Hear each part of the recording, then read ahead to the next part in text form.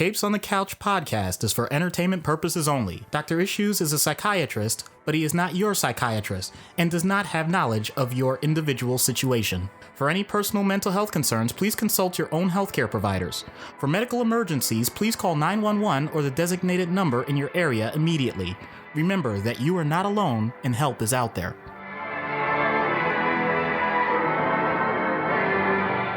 Hello and welcome to Capes on the Couch, where comics get counseling. I'm Anthony Sitko. And I'm Dr. Issues. This is issue number 136, and this is a special surprise episode that we just sort of cobbled together last minute, although we're incredibly grateful for the opportunity. We have a creator interview, and this is our first ever double creator interview. We are speaking with the writers of Pocus Hocus, Alan Dunford and Will Radford. Alan and Will, thank you so much for taking the time to speak with us today. Hey, Thank you. Thank you. Yeah. And especially thank you for the short notice, like being able to accommodate with that. So we appreciate you guys. Yeah, for a little bit of inside baseball, we're recording this on a Thursday. We were emailing, I think Monday, we set this up. So very, very quick turnaround on this interview. But, I had been given contact through a fellow podcast, and they said, hey, these guys have a Kickstarter out, and anybody who wants to interview them. So Doc and I spoke, and we reviewed the first issue, and we'll have links to it, and we'll go into a little bit of detail. But the Kickstarter for issue number 2 is currently out, and we took a look at it, and we were just immediately like, we literally didn't read everything because we were talking about umpteen other things, but we were just scrolling through, and we said, okay, so the art is kick-ass, and just from what we're seeing, just in like the brief, like 30-second breeze through, we're like, this speaks to us. Yeah, so a little more inside baseball. So it was the first time that Anthony and I had been together at my house in almost 2 years. All related to the whole COVID thing. But yeah, it really was that. It was, wow, I'm really digging how this flows. And oh my God, okay, we're in. Yeah, especially the last page of issue 1, we were like, oh, okay, I am intrigued. Was that from Django Unchained? You had my, what was it? You had my Curiosity. interest, but now you have my curiosity. Now you have my attention. Yeah. So, like I said, we'll have links to the Kickstarter in the show notes. But Alan and Will, first off, as we like to do with the creators, why don't you just tell us a little bit about yourselves, a little bit about your background, how you two came together to work together and write? Sure. Well, I'm Will Radford, and my background predominantly is in theater and film. That's kind of has been my general area of focus before this foray into comic book writing. But Alan and I have known each other for several years. We met when we were in high school, and we've been friends ever since. And we both share a love of the same things, I think, genre-wise, specifically across all mediums, specifically supernatural horror and dark comedy, horror and monsters, and we kind of have always nerded out over that stuff. And cats. Don't forget cats. Yeah, but I think the first conversation the two of us ever had when we first became friends revolved around Quentin Tarantino movies. If I remember correctly, because he was wearing a Death Proof shirt. Why do you remember that? I don't know. It's a weird. I don't know why I remember that. I remember weird details about. You ever seen Ratatouille at the end where he eats the ratatouille and then his childhood comes rushing back? Yeah. That's just what happened with Will. Right. The T-shirt. We've opened up the Pandora's box. Yeah. All right, guys. So we're already doing our job for Capes on the Couch. So I'm already having a psychological breakthrough of my own. So it's perfect. But yeah, I'm Alan Dunford, co-writer of Pocus Hocus. And my background, really, I don't have a lot of experience with screenwriting or anything like Will does. I came from a retail world, English major in college, and now I work in the home health field. So, it was just kind of one of those things where we just decided to make a comic one day, and we don't know how it happened, but here we are. One thing led to another. Yeah. That's kind of how our podcast started. Absolutely. We were best friends, and we were driving to a Tough Mudder, and we said, we should do something with comic books and mental health two topics that intrigue us greatly. And 3.5 years later, here we are. Yep, And now we're talking to you. Yep. As people that met each other in high school, became best friends, and just basically, I'm in healthcare, and we basically just share a lot in common. So we figured let's just go ahead and do this. He has the communications, radio, theater background. I don't have any of that stuff. But once in a These while, stories are so parallel right now. Yeah. They really are, like in an eerie fashion. Yeah. So you said this is your first story then? Yeah, this is our first take at a comic book. So you guys complimenting it and saying that it really intrigued you means the world to us because, we're our own worst critics. Yeah. So we're putting our first comic book against other people who are very experienced and all this stuff. We're like, well, we hope it's good enough. Wow. Okay. That's something that I wasn't honestly expecting, because based on, again, I went back and I reread like fully, thoroughly issue 1. And I said, okay, I want to see what else these guys have written. And this is it. Yeah. Well, technically issue 2. Right. But, that's not out yet. And a draft of issue 3. I mean, in terms of like writing together. Yeah, that's the case. I've written things on my own and various projects like that. But this is first comic book. Definitely. Yeah. First comic book. That is true. Yeah. So that's, like I said, you guys are starting off very, very hot, because I definitely enjoyed reading issue 1, and I'm not trying to oversell this or anything, but if you are into comedy or horror, this is for you. This is definitely the kind of book for you. So what instigated the story? I actually had this question not too long ago, and it really made me do some soul searching, because the story for Pocus Hocus actually came about years and years and years ago. I think I was 8 or 7 years old when I could barely spell the word magician, which I can barely do that now. But I was trying to write this comic book that didn't go anywhere, and it was just called The Magician. And I was just wanting to make a superhero that was a magician. So then, obviously, shelve it, don't even think about it. Years and years later, I started getting back into the comic world, but really my preference came with manga, because getting into comic books, I didn't do any deep diving aside from the usual suspects. Like I read the popular stuff, Sin City, V for Vendetta, Watchmen, all the must reads. But reading all the other comic books scared me, because I felt like I would never catch up.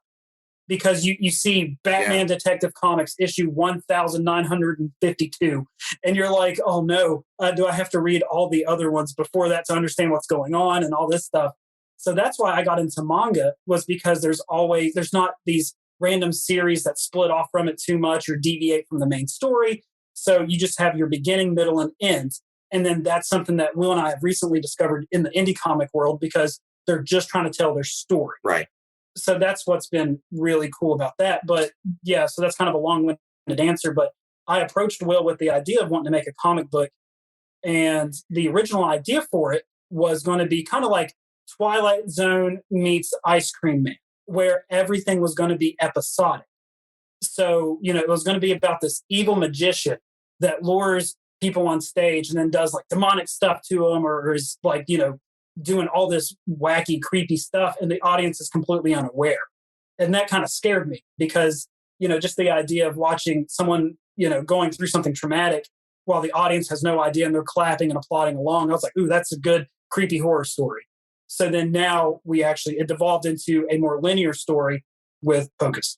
I think, it might be safe to say, when he contacted me about the idea, I started to get some ideas based on, and we've talked about like the Faustian influence and stuff like that. And I think we did, long story short, I think we kind of just put two heads together, and this is, what came out of it. But we're very happy with it. And every time we sit down to write, it's like 0 to 100, like the energy. It's like we start out, it's like, okay, it's like, how are we going to, just basic. And like, once we start going, we don't stop. And it's like just one level of imagination after the other. And it's very liberating to do that, I think so.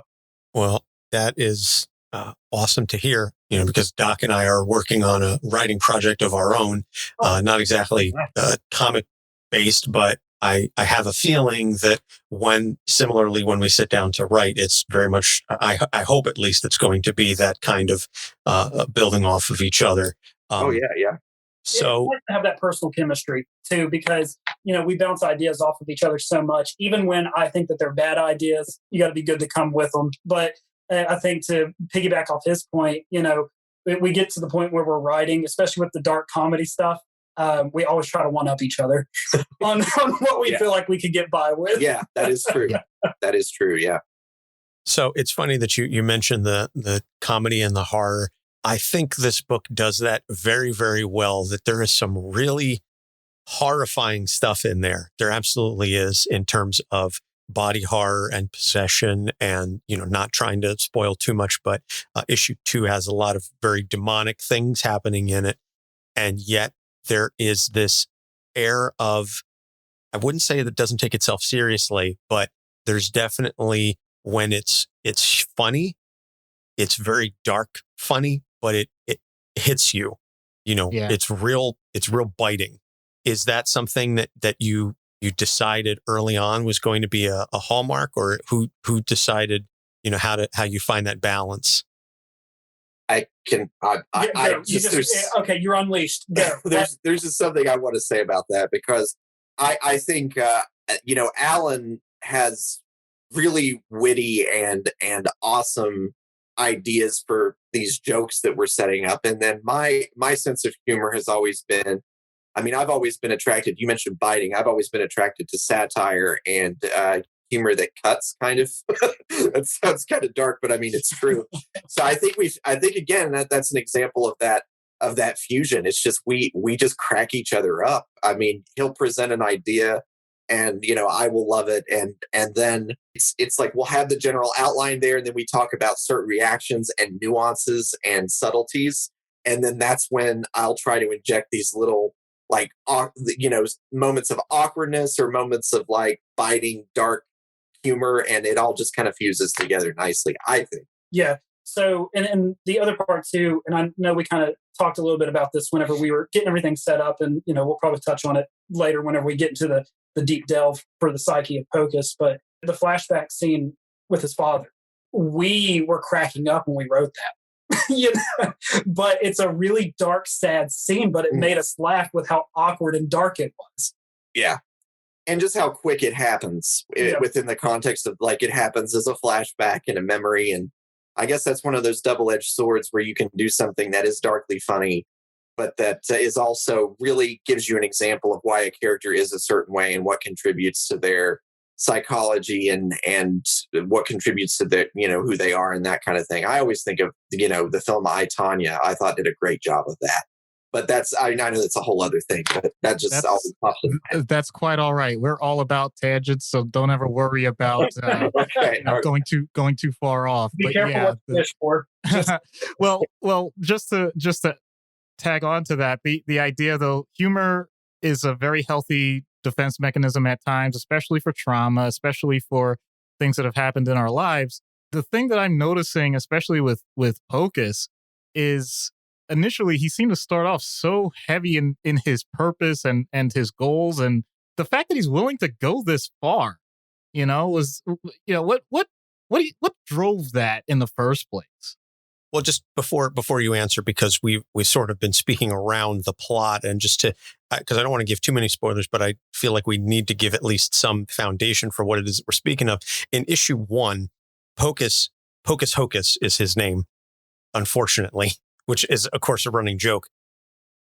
And he is a magician who decides to sell his soul to be able to perform actual magic. And as these kinds of things often do, the deal doesn't go smoothly, or things don't go according to plan, but it's not how you're expecting they don't go to plan. And it's largely, at least 50% of it, I would say, the responsibility of the demon to whom Pocus sells his soul, which I thought was just a brilliant twist, and just a really unique way of looking at it. So that's why I enjoyed so much of what happened in issue 1 and that last page, which then leads directly into the beginning of issue 2, which I've had the opportunity to review. And you can see some of that on the Kickstarter page, that the demon is not one of those demons who necessarily has everything all together. So with Pocus, he's looking to impress his father, who is the magician. I assume that the flashback scene, are you talking about the headstone? Yeah. So, because that to me was one of the inscription on the headstone was one of the funniest things. Yes. In the issue. Yes. We were cracking up when we wrote that. Yes. We didn't know how well it read because we were afraid that Pocus was going to be one of those things where it reads funny to us, but then when someone else picks it up, they're going to be like, is this just a bunch of inside jokes we don't get? Yeah. There's always that concern. And, I think that a big reason for making the character that way was we just talked about these jokes landing and having the humor here and having the comic book elements. But one thing we really wanted, plain and simple, was we wanted to make three-dimensional characters have as many three-dimensional characters as we could. So we have always tried to think of each character's flaws or their backstories or, things that have made them the way they are, even if it's something that's simple. But another thing that's interesting to me is that when he gets to when we get into all this magic stuff and he's so dismissive of the demon, like, yeah, I've read I know just take my soul, just get it over with. I mean, yes, there is a bit of arrogance that's part of his personality, but at the same time, I think he doesn't entirely take magic seriously. It's not something that he's really passionate about, whether that be actual demonic magic or performing magic tricks. And it is coming from a place of just wanting to, impress his father. So, and I do think Will and I could both agree on this. We can, because how issue 2 is on the Kickstarter, where you see the first, we have the first 7 pages. I think we can go ahead and just get full spoiler territory for issue 1. I think, so that way we can really get our deep dive and stuff. So that's no nothing's problem. off limits in issue 1. Right. Okay. And one more thing I wanted to say about that was, the element of like, why does he want to impress his dad so much? Why does he want to impress his father? It's more than his father just being very domineering and very, his father was famous, and Pocus, there's a very dramatic element to him, and he wants to be famous. But this has been ingrained in his head since he was a little boy. That in order to do that, it has to be like his father first and foremost has to be one that approves of it. Yeah, so that's why in the whenever we didn't realize we wrote it the way that we did until after we finally got the pages back. But we put a flashback within a flashback. Right. So that's why we did the sepia look. So that's why that page is a little bit more tan than all the other black and white ones, because we have Pocus remembering his traumatic events with his father. And that's why the last panel that you see of Richard Pocus is him standing over top of a dwarfed Pocus with all of his accolades. Richard Pocus, the greatest magician in the world, while Pocus just stands there defeated. Yeah. So we really tried to dig into that psychology of Pocus, because that's how he remembers his father. That's very interesting, and I appreciate the amount of thought that was put into these kinds of things, and based on, obviously because of the nature of the show, Doc and I like to do a deep dive into those kinds of things without getting too personal, and feel free to answer the question however you want. Is the relationship that Pocus has with his father, is that rooted in any real world stuff for either of you? Because I know we've spoken to a lot of writers, and they tend to write what so to speak. And, like I said, I don't want to obviously ask too much personal stuff, but yeah, it's one of those things where my father, he died about 2 years ago. And it was one of those things where you don't realize what you're doing at the time. But then when I went back and, reread Pocus after we, finally did issue 1 and all this stuff, and even just everything, how we laid everything out, it's one of those things where my dad and I, we were never really that close. So it kind of, I think, ingrained myself into this, because there's always that level of, I need to still impress my father, even though we have a distant relationship. And then Richard dies in the comic, and now Pocus is like, there's so much more that I could have done. And what was the point in even doing this whole? Yeah, for me personally, I grew up with my father was always very supportive and very loving, and I'm very thankful for that. Oh, get out of here! No, I mean, but like I think that I think that there is an element of like every little boy wants to impress their father in some way, shape, or form. That's always, just a general universal dynamic. So I think that for me was kind of where, the ideas were coming from, and having it be just relatable at a universal level. You have to give that character motivation and drama for why they do the things they do. So a lot of times that's driven by something that's tragic or sad. And so that's how I was kind of connecting it in my mind. And it's not, I know we've seen things like stories like that before with protagonists who have troubled relationships with their parents. Daddy issues. Let's just put it, well, it is what it is. Yeah. But I think it works. I think it works well for this particular story. I'm not a big believer in the idea that just because it's been done before, it can't be done again in some kind of, different way. Yeah. We're very self-aware that the idea of someone selling their soul for something has been told 1,000 times. Yeah. We're just really wanting to do our take on it. Right. Yeah. Mm-hmm. Well, there are only so many different stories you can tell. The 12 narratives or whatever it is, Joseph Campbell, et cetera. So yeah. Yeah. I just love the fact that the demon basically calls him out on it. Like says, like, all right, you know, and I know he dismisses saying, yeah, I know what I signed up for. But really, the demon wanted to know, like, well, why would you even go this far? And he says his dad, he's like, really? That's to oppress your dad? As if it's dismissive, like, that can't possibly be it. And the truth is, for the sake of everything that he considered important in his life in that moment, yes, actually, that was his number one priority. And he didn't dismiss it. He didn't just ignore it. He put all his chips on the table, which is exactly what the demon was doing at the same time. Yeah, so let's talk about the demon then, because like I said, we find out there's an allusion to it in issue 1 when the demon leaves, and then makes the appearance at the very end. And then the beginning of issue 2, we find out that the demon is kind of in over his head and needs some assistance from Pocus, because what he had received is no longer necessarily in his possession.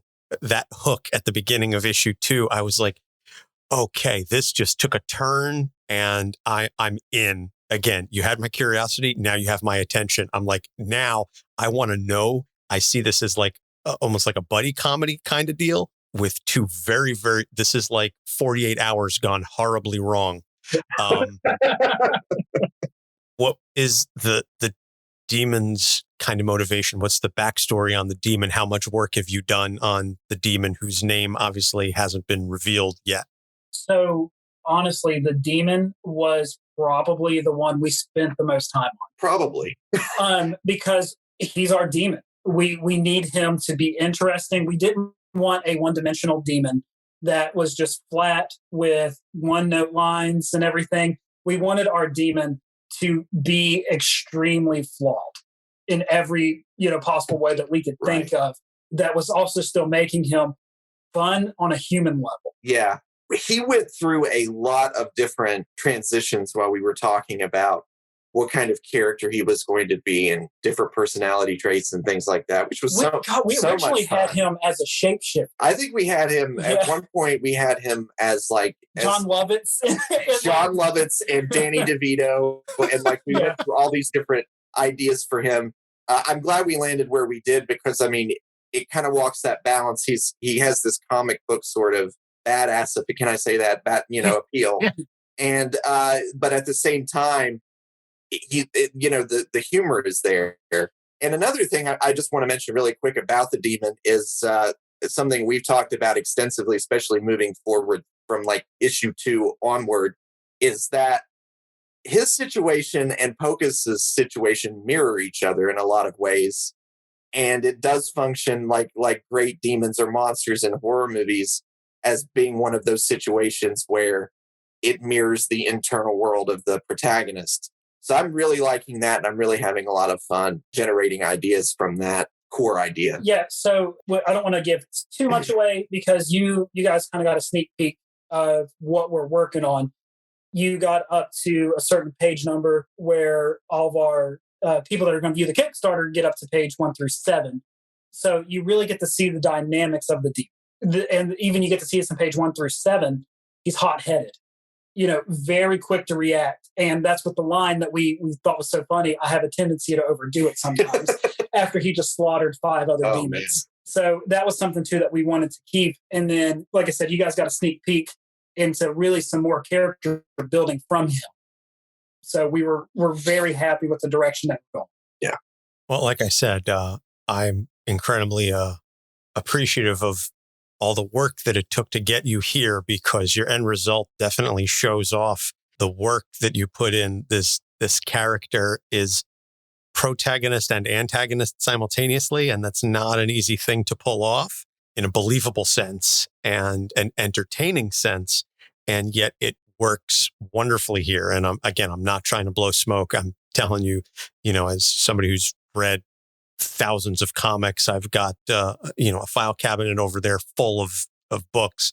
This one merges, like I said, comedy and horror in a way that I haven't seen, that is kind of reminiscent for me of, in a darker, funnier way, the Chilling Adventures of Sabrina kind of deal. Like, oh yes, in terms of the merger that it has there. And another thing that Doc and I, again, that when we were first breezing through it, that drew us in was the art. It's a very distinct palette. It's a very distinct style. And we thoroughly enjoyed in issue 1 that everything was basically gray, except for the magic itself. That was the splash of color. And there's not a whole lot of color in issue 1. It's largely, like I said, grayscale until issue 2. And then everything involving the demon is very colorized. How did you find the artists to work on the book?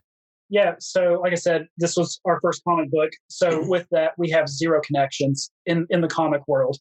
Luckily for us, our friend Mike Teener, he's an indie comic creator, and he has put out a ton of books. I feel like I'm always getting notifications for his Kickstarter has gone live, and I'm like, oh, what now? So it was easy for us just to kind of go to him and speak about, this is what we want. Do you happen to know anybody that we could piggyback off of? And then he recommended Brian to us, and then the colorist Jason, and then he recommended Dave Lentz to do our lettering. And, like I've been telling everyone, it's kind of my favorite thing to say. After we all got together, meshed ideas, said this is what we want, and everyone was in agreement, we seen everything, and it was a match made in hell. So it's been it's been awesome, and it's so cool too to see everyone get into a rhythm now, because the differences between issue 1 and 2 from a creator standpoint, we very little edits when we get stuff back, because Brian knows exactly what we're looking for. Jason knows exactly what to colorize, make pop, and Dave knows how to really letter everything to bring it to life.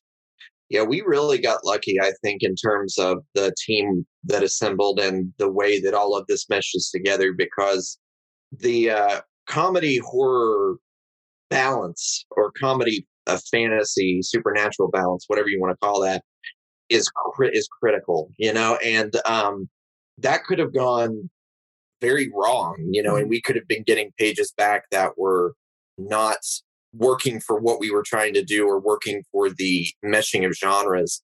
And we've just been blown away from minute 1 every time we get these pages back from these guys. And it's very, it's surreal and also humbling at the same time. It's really an incredible process to be a part of creatively. Oh, yeah, 100%. I think we had 2 concerns. Well, not really 2 concerns. 1 concern, and then 1 we were put at ease. Whenever we got the concept for the demon, we were blown away by it, because we loved Brian's take on it, because it looked ancient. It looked like it came with the forest that it is getting summoned from. Very Pan's Labyrinth. Yeah, perfect. And but then we were like, we love this. This is killer. Oh God, how can we make this guy funny? Yeah, yeah. That was the conversation we had. I mean, yeah. We were like, what can we do? Do we need to change the face? Do we need to change? Because how is this guy going to be able to deliver comedy? But then Brian, he knows what he's doing. Yeah, we feel like he knocked it out of the park. And then I'll never forget when we got our first page from Brian, which was the forced introduction. We were just floored. Yeah. And then we seen the pentagram where he's summoning the demon or getting ready to. We're like, okay, this is it. Yeah. I think we're set. Yeah.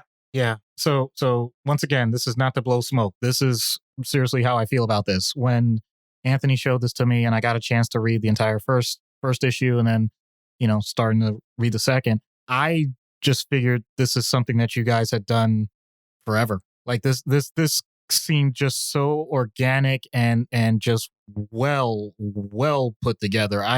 Same. I couldn't believe what you said when you introduced yourselves. This is incredible. Yeah, so that was our big concern, was because we were horrified that we were doing it wrong, because we were afraid that if we told a linear story, no one would come back for issue 2. Because one of the ideas that we talked about was like, well, do we already have, like, Pocus already has his powers and he's like an action guy and already, like, showing what he can really do with it, or do we just start from the beginning and risk it and just go? Mm. So it's really awesome to hear you guys say that you were still intrigued by it, because, like I said, we are our worst critics, and we thought, man, is this going to be too boring? Yeah. Because there's, that was the concern about issue 1. Once you read your own work so much, you're not surprised with anything anymore. You know what's going to happen. You're like, oh no, is anyone actually going to like this and care enough to come back for issue 2? Because we feel like we were selling snake oil, because, it's like, we promise issue 2 is going to have a lot in it. We just got to get our origin story just really out of the way, because we want you to understand where everyone's coming from. How to set everything up. And it's like, once you work on something creatively for so long, you lose your ability to look at it objectively. Mm-hmm. Oh, I know that. Yeah. Oh yeah. And welcome to the world of imposter syndrome. You feel like, oh my God, yes. Yeah, no, for real. I definitely encounter that from time to time. So issue 1 is out already, obviously. Issue 2, the Kickstarter, is live. How many issues, how long in advance do you have the story mapped out?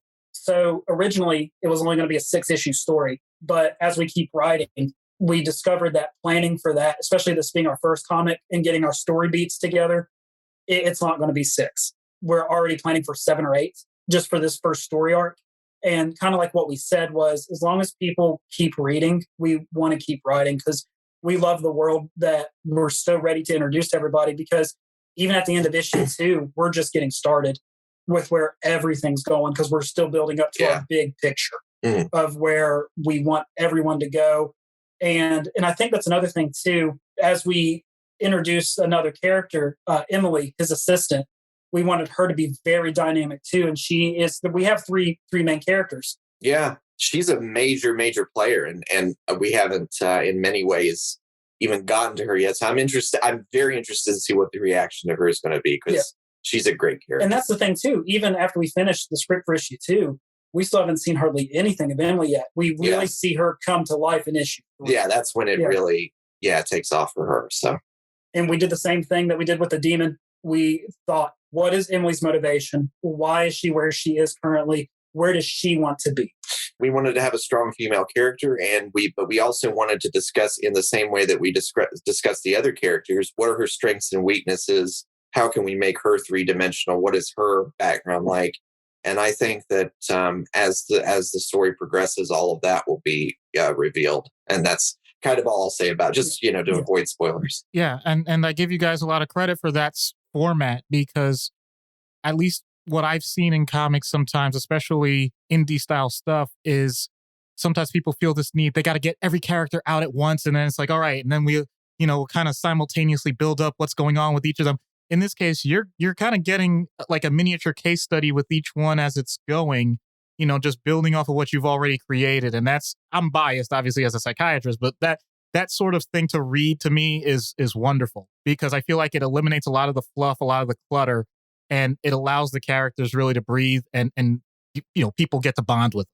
Yeah, and the other thing that I think is done very well in this book, and one of you had alluded to it earlier, is show, don't tell. That you're seeing these things and you're getting obviously there's exposition. You have to have exposition, but it's very much if you can show it visually, and that's not always easy to do in a medium like comic books, because it's still, you can get away with a little more in live action or even animation, because there's fluidity, and because you can take a little bit of time, and even if it's just a brief scene, you can show movement, and you have that option with motion. You don't have that in comics. You have to put things in panels, and you have to hope that, and it's not necessarily, I'm not trying to take anything away from you, but a lot of it does fall on the artist to be able to show the particular snapshot of the scene, that this is the frame that I'm going to show to encompass everything. Obviously a lot of that comes on the writer to be able to say, okay, this is what I want the scene or this panel to show. But a lot of it does fall on the back of the writer or the artist to say, this is how I'm going to frame it out, from like a cinematography standpoint, even though it's obviously not, live action. All of that to say, again, I think that issues 1 and 2 do a fantastic job of doing a whole lot of show, don't tell, where the story and the action is giving just as much information on these characters as what they're saying. And that it gives you that opportunity to use the exposition more efficiently where you need to, because you know that the story and the art are going to carry more of the load rather than the writers who tend to just say, well, whatever the artist draws, I'm just going to do word balloons over the top of it that they're going to fill the entire page. Cough, cough, Bendis. Like I said, it's a credit to you and a credit to the artist as well that you're able to convey so much in the limited space that you have between the art and the words. Well, thank you so much. That is a massive compliment, and we really do appreciate that. And just to touch on that real quick, I just want to mention Brian, because I do this. I think I've said this in every interview we've done so far, and it's the truth. His artwork is so good and so beautiful, and there is a silent movie quality to it, And I'm a big fan of the idea of show don't tell. And what I love about Brian's artwork and silent movies is also what I love about comic books, which is that you can have this, as you say, boil it down to single images, and those images sort of speak for themselves. There's just innately a show don't tell quality there. So that does, again, reminds me of silent movies. So that's a tremendous compliment, and I think that Brian definitely. I mean, you gave him credit when you were talking, and I think we definitely should too, because he's excellent with that. And there's actually in our Kickstarter there's a reward involved that is a all black and white copy of the issue where you can just focus on the images without the text and that kind of thing for those of you who might be interested who are listening. So, well, like I said, I will definitely be backing this Kickstarter shortly after I get off of this this interview, because I was looking at it and I said, oh, okay, I'm going to back this, no question. So assuming, and I believe looking at the Kickstarter already, it's already hit its goal. Is each issue going to be its own separate Kickstarter for the next several issues? Or are you looking to maybe bundle 2 or more issues? What's the distribution mindset going to be like moving forward? Yeah, so the idea right now, especially we only had 2, was just to put 2 of them together and then just put it into the publisher that picked us up is Bad Bug Media. So the idea then was just to start really putting everything together, so then you can plug and play. And then we always want to have a Kickstarter tier to where you can play catch up, whether that be in physical form or PDF form, because this is a passion project before anything. Yeah. So we want people to be able to jump on whenever they feel comfortable or whenever they hear about us.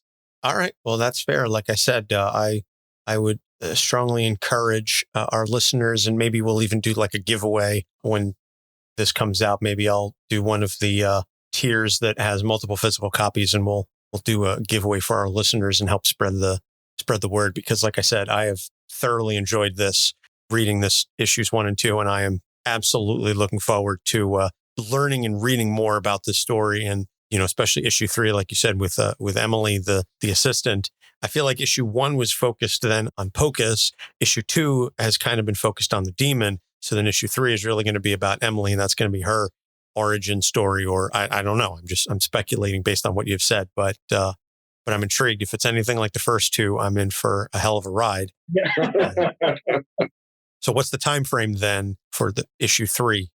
Okay, so I think we're shooting for a February to March-ish. I always like to overshoot. Yeah. Because on our Kickstarter, I think it says it has rewards getting out to people in January, but we're pacing very well ahead of schedule right now for everything. So I always rather stretch it out too far than be like, oh no, you'll have it on this day, and then everyone's rushing, because we really want to give the best product possible to everybody, and we don't want to lose momentum either, because the campaign, and that's one thing that we were afraid of, because it's weird to us, and I know Kickstarter's so much more than this. Really, Kickstarter's used to get your word out about your product and what you're creating. Mhm. But it was weird for us at the beginning, because it's like, so how do we ask people to fund our hobby? So we were really trying to, we were battling with that, because it's like, I've never asked anyone really to chip in on something that I've worked in. And I think that we were afraid too, after issue 1 got funded, we were afraid to put out issue 2 too early. But then we also didn't want to lose momentum. And it's this weird tightrope of what's good, what's not. So then we took a chance, and we literally sent out like the last round of packages. And then maybe 2 weeks later, we were like, okay, well, I think we're ready for the campaign. Yeah. For issue 2. Yeah, we wouldn't know anything about that. By the way, go to patreon.com/capes on the couch and you can subscribe to unlock additional content.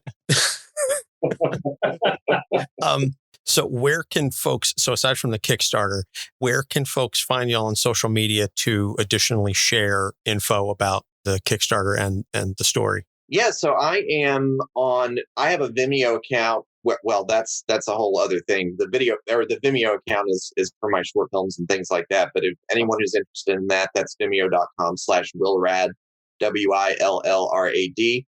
I also have an Instagram at the moment, which is willrad82. And I've been trying to get better at posting things on Instagram related to Pocus Hocus. Here lately, it's been mostly through Facebook. So we do have a Facebook page for Pocus Hocus, and there's not a URL for that yet on top of the Facebook address. But if you type in Pocus Hocus, I think we were the only ones dumb enough to name our project Pocus Hocus. So we should be the only thing that pops up when you search it. And then, of course, for any questions on anything, pocushocuscomic@gmail.com is one of the best ways to get in touch. Yep. Awesome. Well, like I said, we are going to, we'll have links to the Kickstarter in the show notes. And this episode is going to be going up. I know we're recording this on Thursday. This episode will be going up the following Wednesday. So it will still be live, as of the date that it will go out. Like I said, it's already backed. It's already surpassed the goal, but I would strongly encourage all of our listeners to go out and support this Kickstarter, because you're in for quite a treat. It's something really interesting and unique. And I'm very, very glad that we were contacted. I'm the one who does all the social media for the podcast, and it was in a Twitter group message with a whole bunch of other nerdy podcasts. And somebody said, hey, by the way, we're doing an interview with these guys, and would anybody else want to interview them? So I said, yeah, I'll take a look. Why not? We're always down for creator interviews. And like I said, I'm so glad we agreed to this and set this up, because to quote Star Wars, we'll be watching your career with great interest. Man,